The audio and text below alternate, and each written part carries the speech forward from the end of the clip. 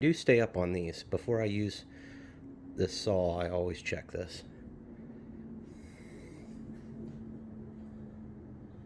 And it's still pretty darn clean.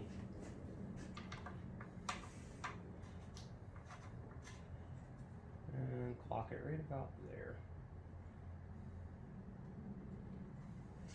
There you go. Set that angle right there so we'll hit the blade, spin off, and hopefully I should go just a little more. Yeah, so set that angle. Usually just drips through here anyways, pretty good.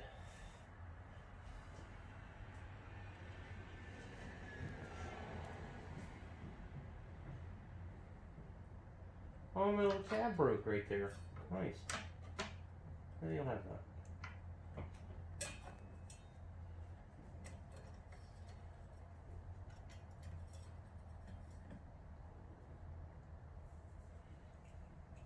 Screw heads are kind of full of stuff.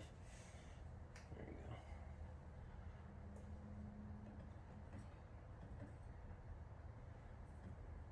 Hello, buddy. There you go.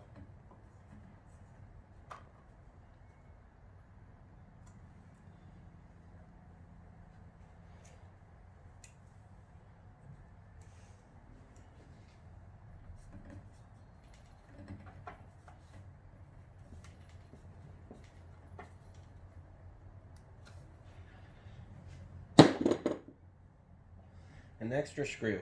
Oh well, we're gonna pitch that in the garbage.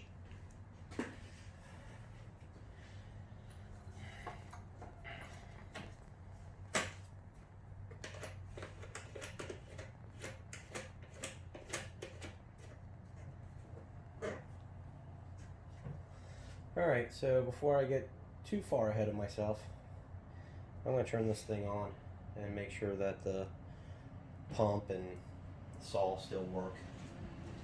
It was out in the rain for a little while, so I'm trying to fish this plug back in here.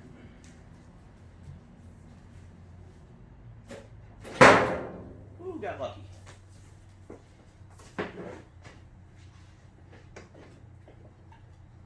Alright. Water sending unit.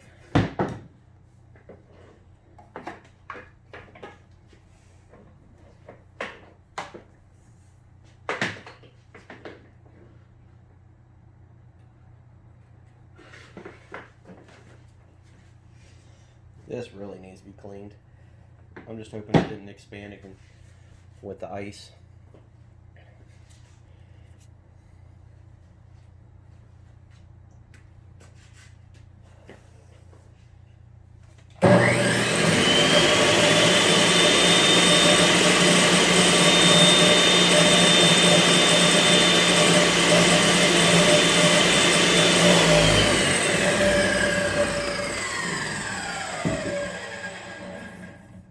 Good. Good. Alright. Let's clean this thing out. Let's unplug it first.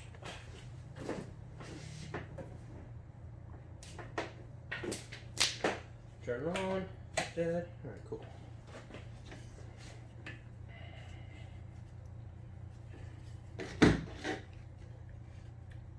And I clean this screen out, this little filter out every time I use it too. Not too shabby. It's got a little gunk in there. See at the bottom? Yeah. So I'll just spray that out with the hose.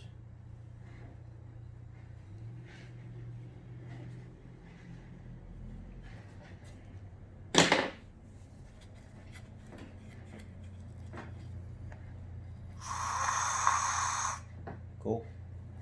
That's what counts. Spray that out with the hose real good. Clean it.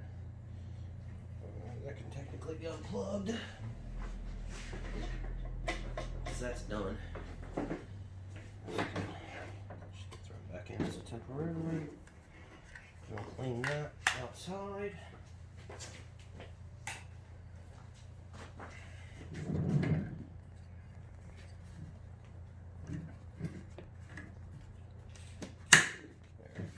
Lock that in place.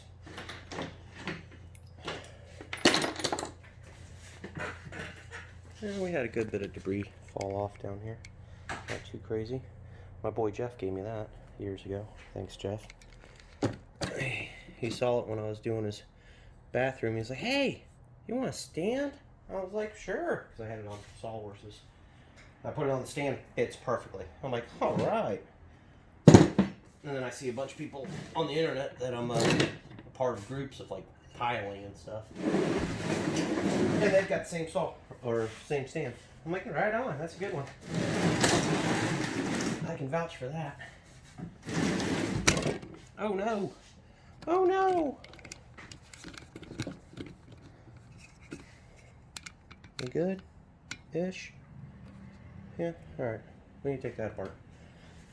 Phillips heads. Alright, cool. My stubby gonna work? Yay. Alright, so this thing is a Chicago Electric. It's a 2.5 horse, 10-inch industrial tile and brick saw. It's good for what I use for. I've used the fancy Tiger ones and stuff that are like $3-4 grand. And this does pretty much the same. So, save your money. Unless you're doing it every day, tiling every day, then yeah, go splurge on a nice one. We'll get you a nice write-off. But I'm not too worried about it. I got a big tile job coming up for 2 houses, so I'm looking forward to that. Come on, little buddy, get in there. Come on. There you go. Alright, so all we really want to do in here is just clean it up, make sure the contacts are good. All that good jazz. Clean this little guy too.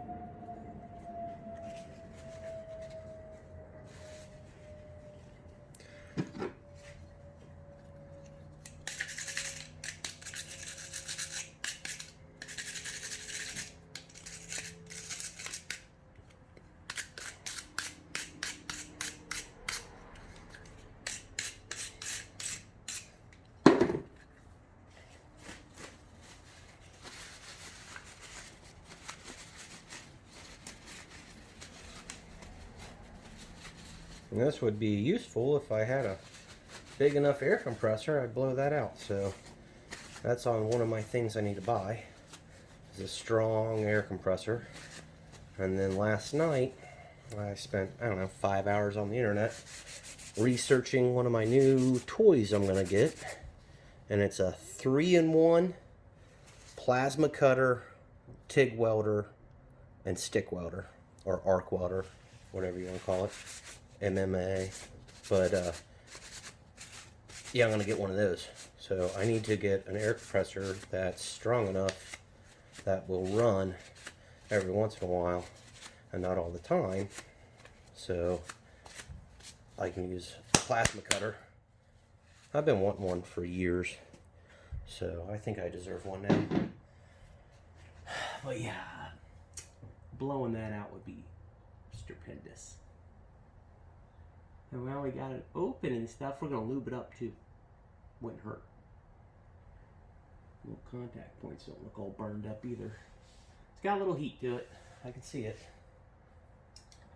It's not bad.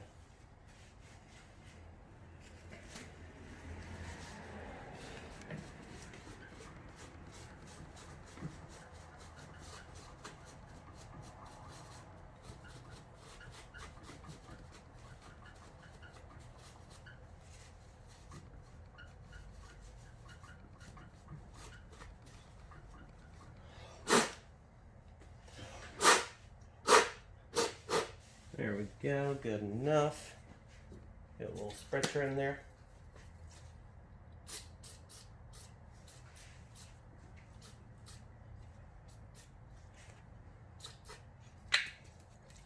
Spin it. Oh, what's that? What is that? Oh, it's a tire wrap. Okay, that scared me. I'll show you what I just saw. It kind of freaked me out.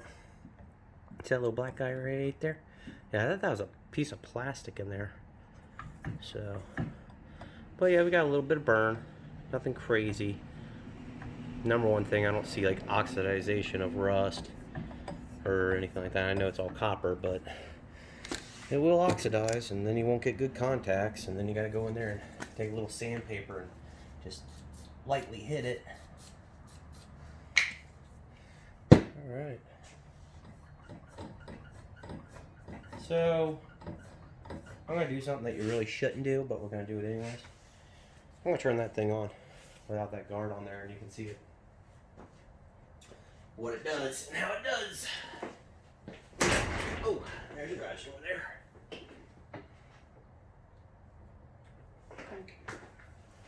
Alright, ready, kids? It's got fresh oil in there, so we should be good on that too. Shouldn't be too detrimental.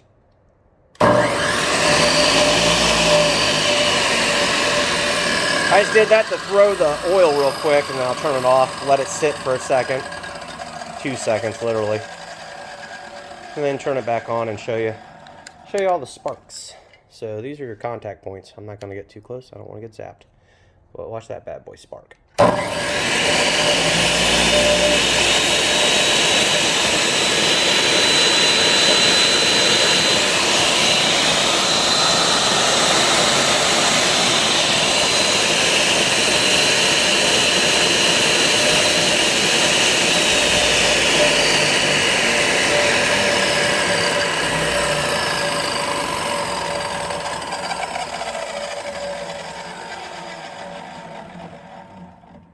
Well, as you can tell, the bearing that's right here and the bearing that's on the back side of this is good.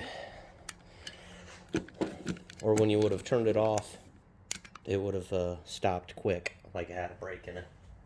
Brake system on the... Alright, so unplug it. Without hitting the garage door this time. Turn it on. Turn it off. Alright. That was it. Any particular way you need to go back on? I'd say no, but the part numbers go this way, so I'll put it that way.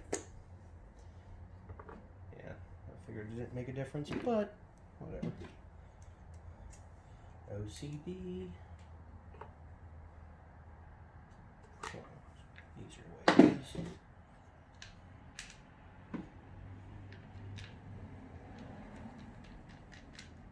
Get your hole.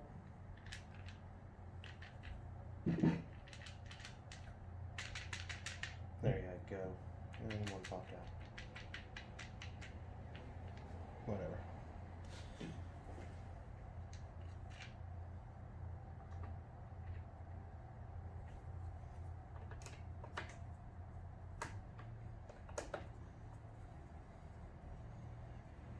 Started.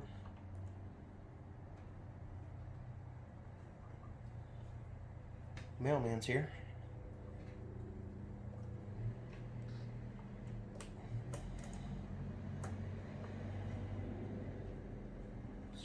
Started. Let's start the last one. Alright, we're started.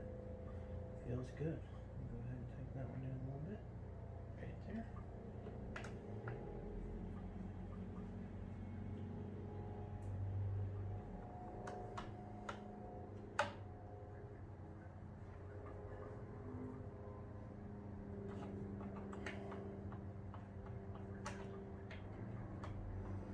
So I never have a problem with the switch on this or the reset or the fuse that's in it. So we're doing all right on that. Now as soon as that starts giving me problems or something like that, the contacts in it, I'll take it apart. We'll make a video on it. But right now she does good. She doesn't pop at all, so I'm pretty happy with it. Alright, so now I'm going to take her outside.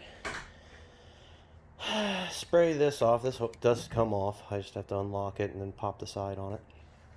And it'll unroll. This I'm just going to wipe down with half damp cloth. Just knock off the dust and stuff. And call that good. Clean these rails too. I hit them lightly with sandpaper too. You'll feel little nicks here and there where you've been cutting. Your tray will be out here and you'll have little bits of stuff that'll fall on it, and you can feel it. But you don't want to sand them too much where your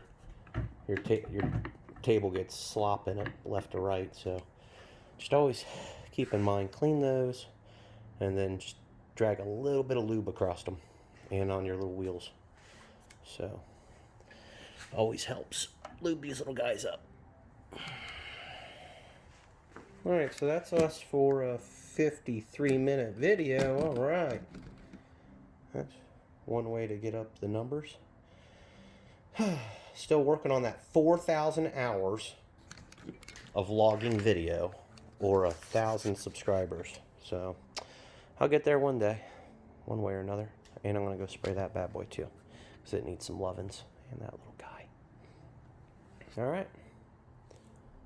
Sounds like somebody's in the other room playing the piano.